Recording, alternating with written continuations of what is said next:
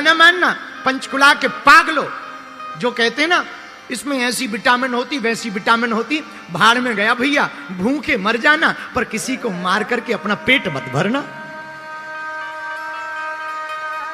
किसी को मार कर अगर तुम अपना पेट भर कर रहे हो तो तुमसे बड़ा निर्दयी कोई नहीं है, तुमसे बड़ा पापी कोई नहीं है। हम तुमसे प्रार्थना करते हैं तुम्हारी कोई एक उंगली को काटे, तुम्हें अच्छा लगेगा या बुरा?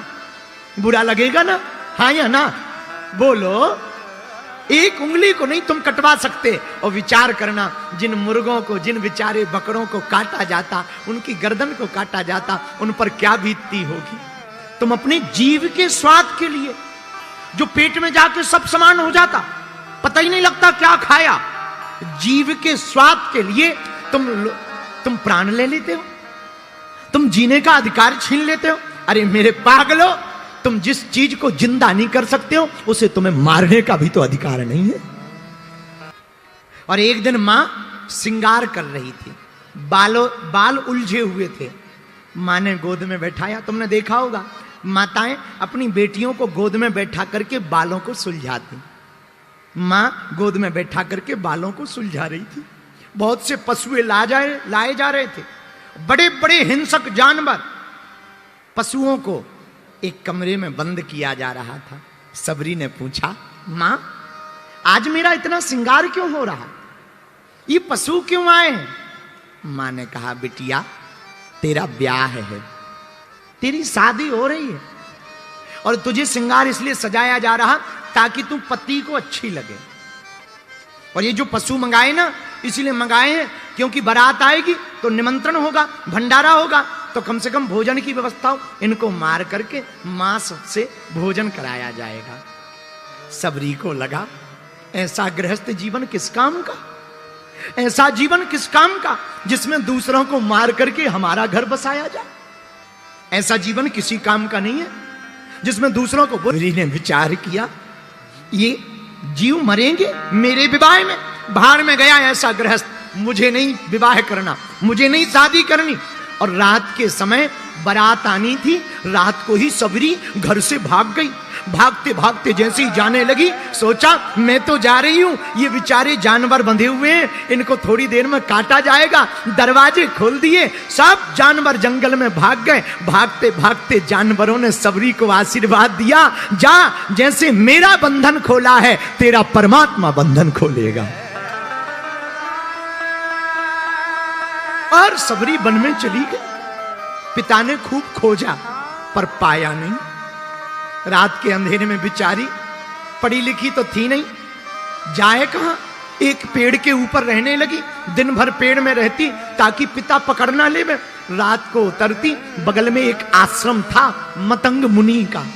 मतंग मुनि के आश्रम में रात को जाती, सफाई कर लेती, थोड़ी सी लकड़ियां लाती, रख देती, कुछ खाने को मिल जाता वही खा लेती। पर संतों को बताती नहीं ना, अपना मुंह नहीं दिखाती ना। अब रोज गुरुजी परेशान, अरे सेवा दिख रही है, ये सेवा करता कौन है वो नहीं दिख रहा। एक दिन रात भर विद्यार्थियों ने जाग कर देखा, चुपके से एक लड़की आती है, सफाई करती है, लीपा पोती कर जाती है, लकड़ियां रख जाती है। सुबह रात को ही सब विद्यार्थी पकड़ के ले गए गुरुजी के पास। बेटी तुम कौन हो? महाराज मैं दूर से ही प्रणाम करती हूं। महाराज मैं सबरी हूं, भिलनी की जाति से हूं, मैं बहुत छोटी जाति से हूं। अरे बेटी तो क्या हुआ, आ इधर बैठ। महाराज आप संत महात्मा हैं, हम आएंगे, आप पवित्र हो जाओगे। अरे तू टेंशन मत ले, कहीं कोई बेटी के नजदीक बैठने से पिता अपवित्र होता है? तू मेरी बेटी है, आ। बेचारी बैठ गई, उसने अपनी आप बीती बताई। पता है मतंग मुनि ने क्या कहा? मतंग मुनि बोले, बेटी अरे तू टेंशन मत ले, अब तू आ गई है, जाना मत, यहीं रहे। महाराज पर तुम्हें लोग क्या कहेंगे? तू टेंशन मत ले, महात्मा हूं, मेरा नाम ही मतंग है, मैं सुनता किसी की नहीं हूं। चल तू प्रेम पूर्वक रहे, खूब सेवा कर। अब रहने लगी से अब आश्रम में। पता है प्रिय श्रोताओं क्या हुआ? एक दिन मतंग मुनि के जाने का समय आ गया, प्राण निकलने वाले थे, सब विद्यार्थी रो रहे थे। सबरी भी जाकर रोने लगी। गुरुजी, ये लोग रो क्यों रहे हैं? बेटी, हम जा रहे हैं। कहां? ऐसी यात्रा पर जा रहे हैं, अब लौट के नहीं आएंगे। तो पिताजी, हमारी रक्षा कौन करेगा? बेटी, चिंता मत कर, हम तुझे राम नाम मंत्र दे देते हैं, ये मंत्र तेरी रक्षा करेगा। पर एक बात और बताओ, मुझे भी साथ ले चलो, मैं यहां क्या करूंगी? ना ना ना, तू टेंशन मत ले, तू यही रहे। बेटी, हम तुझे वचन देते हैं, अपनी भक्ति के बल पर तू यही झोपड़ी में रहना। देखना, जब त्रेता युग आएगा, ढूंढते ढूंढते राम तेरी झोपड़ी में आएंगे। एक वचन कान में पड़ गया, राम आएंगे। इतना कह के गुरुजी चले गए। मेरे पागलों, लौट कर बात नहीं हुई कि राम कितने बजे आएंगे, कब आएंगे, क्या पूजा करनी, एक शब्द नहीं हो पाया। सिर्फ एक गुरु का शब्द कान में पड़ा, तू चिंता मत कर, तेरे घर राम आएंगे। और सबरी ने प्रण ठान लिया, अब तो राम आकर के ही रहेंगे, मेरे गुरु के वचन व्यर्थ नहीं हो सकते। लोग कहते हैं कैकेयी के कारण राम बन गए। पंचकुला के पागलों, हमें तो लगता है सबरी के कारण राम को बनाना पड़ा। सबरी के सम्मान को बढ़ाने के लिए, सबरी की भक्ति को दृढ़ करने के लिए राम जी बनाए। मेरे पागलों, छोटी सी जाति की भिलनी राम की प्रिय हो गई, आज भक्तिमती माता हो गई। राम जी का चरित्र बिना सबरी के अधूरा है। और बुरा न मानना, राम जी बन गए इसलिए तो वो बन गए। राम जी बन गए इसलिए तो वो बन गए।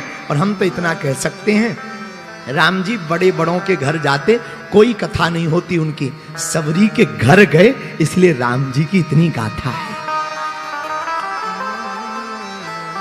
राम जी की गाथा का कारण ये है। तो हमने जो चौपाई ली, जा पर कृपा ता पर कृपा, राम जी की कृपा हुई सबरी पर।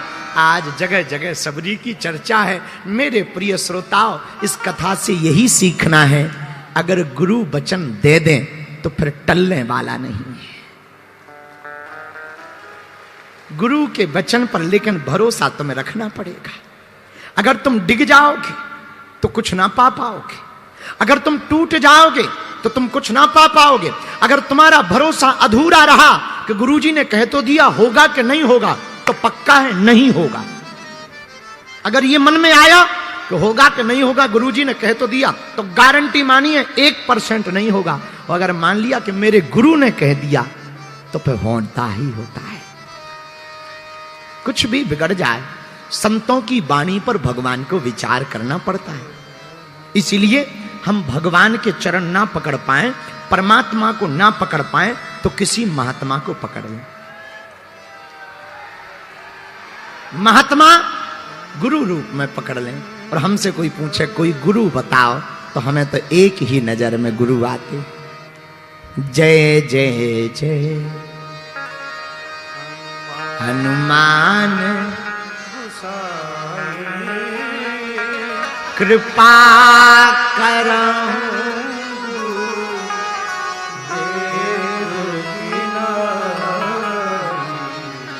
जय जय जय हनुमान गुसाई।